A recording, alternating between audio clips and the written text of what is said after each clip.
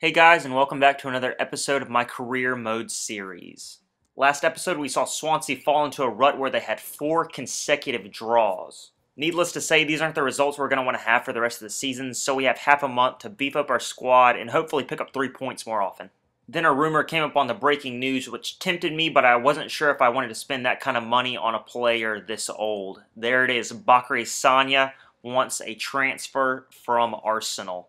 And also there it is, Vorm wants to leave Swansea. So far in our season, Swans has an annoying habit of conceding goals late, so Sagna would fill that need, but I decided not to go for it because I knew he'd be too much money, and he's also a good bit older, and we could get someone younger and someone that would be able to fill our role far into the future if we didn't pick up Sagna. But we had a transfer offer from Arsenal for $7 million, and I basically told them no way, $12 million or nothing. And that kind of money is pretty good value for Vorm because he's getting on up in age. He's 28, and I know that later ages are the better ages for goalkeepers, but still, we could get somebody 20, 21 that'll fill the need for 10 years to come. So it looks like it'll either be Arsenal or Liverpool that will want to sign Vorm, and Wayne Routledge basically told me that he's glad I put him back in the squad, and I've kind of eased his worries a little bit. But of course, I'm going to always start J-Rod as long as he's healthy, as long as he's fit, ahead of Routledge, but Routledge will be valuable cover. And there, the board basically tells me that Vorm's going to leave one way or the other, and Arsenal has accepted our request, and Liverpool has denied our request. So it looks like it's Arsenal that he's going to, which, I mean, $12 million, I'm not really that worried about it. We can get a young keeper for that amount of money. And also, hopefully, some more attacking options as well. Because right now, we have a ton of strikers in the squad, but really none that I trust. Michu is okay, but I feel like he's going to falter at some point this season, so I need some more strikers to call upon if we start falling behind in a match and we really need a goal. I need somebody that I can call on that I know is going to get that goal for us. And there you see that Vorm is gone for $12 million. So we have that money to spend on a young keeper who I'm going to look for now. Someone that's relatively young, I think about 23. Yeah, 23 is about the oldest that I'm going to get. I really do want somebody young. Really, if he's 19 to 21, that's prime, but any older than that, I'll think about it. There really are a ton of really good and really young keepers now. Courtois, as you saw before, Bernd Leno, De Gea. I mean, there's just a wealth of options at the position.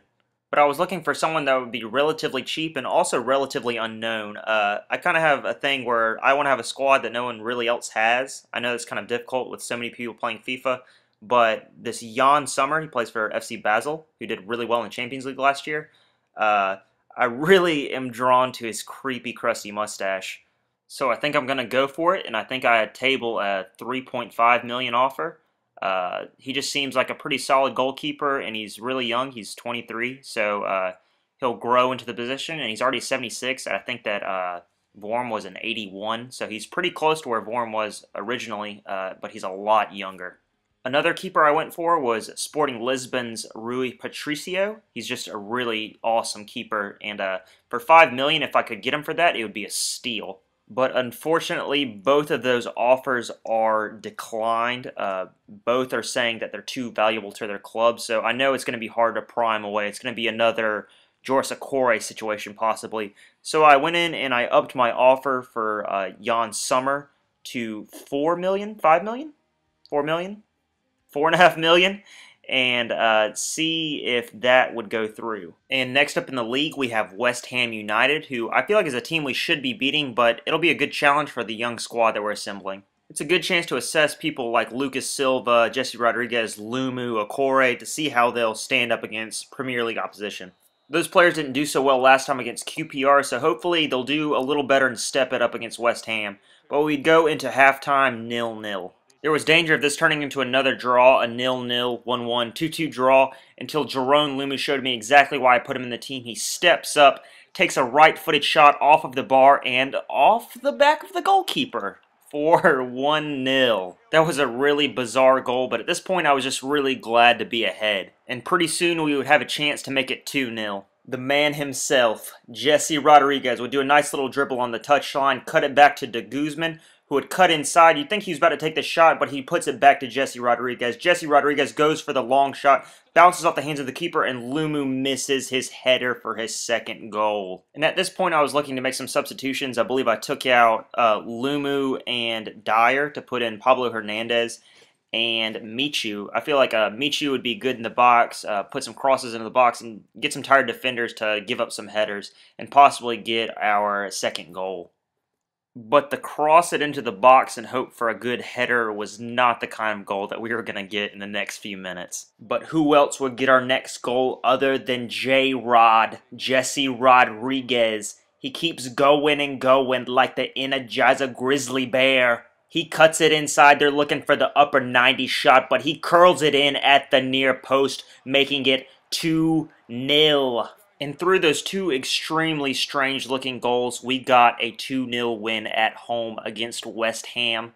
And that kind of result is exactly the kind of result we need for the rest of the season going forward. An easy 2-0 win against opposition that we should be beating. And looking at the match ratings, you see Jesse Rodriguez gets an 8.8, a Man of the Match award, and he deserves it. But you see Jan Sommer, again, we're not getting him for that price. We bump it up to 5.5 mil, and we really can't go much higher than that. And the press can't help but write about our 2-0 win against West Ham, a good win in our second game for Alves at Swansea. And some more unlucky news on the transfer front. FC Basel has denied our latest request. And I don't think we're going to go back in for summer. We're going to look for somebody a little cheaper, maybe even a little younger, and hopefully get a quality goalkeeper. And indeed, we go in for somebody who I think is going to turn out to be a lot better than summer. Bernd Leno, who plays for Bayer Leverkusen. We put in an offer for him for, I believe it's 5 million, and we're just going to see how that goes, or 5.5 million. And if we can land him, that'll be a huge boost to the squad, because right now we have Trimmel, who is just god-awful. But our offer for Leno is turned down, so we're going to bump that up to 6 million. God, I just can't get these things right. 7.5 million, and we're going to turn that their way and see what they say about it. But we're looking for a victory in our third match, which happens to be a Capital One Cup tie against Leyton Orient. I thought to change around the squad a little bit because the Capital One Cup isn't taken as seriously as the other competitions. I thought to use people like Wayne Routledge and Pablo Hernandez because they're really not players that play the exact way that I want, but that doesn't mean that they don't have a place in the squad, and Wayne Routledge is going to show exactly what I'm talking about with a beautiful curved ball into the upper 90 to make it 1-0. And we really should have extended our lead in the 14th minute. Michu gets the ball in the box and has some lovely dribbling to get around the defender, but blasts the ball over with his weaker right foot. We would come to regret missing chances like that when Leyton Orient would later come on the attack. Mooney somehow still has the ball past all of our defenders and buries it in the bottom corner to make it 1-1. We really should have had another chance to go ahead a minute later, but some questionable officiating denied it.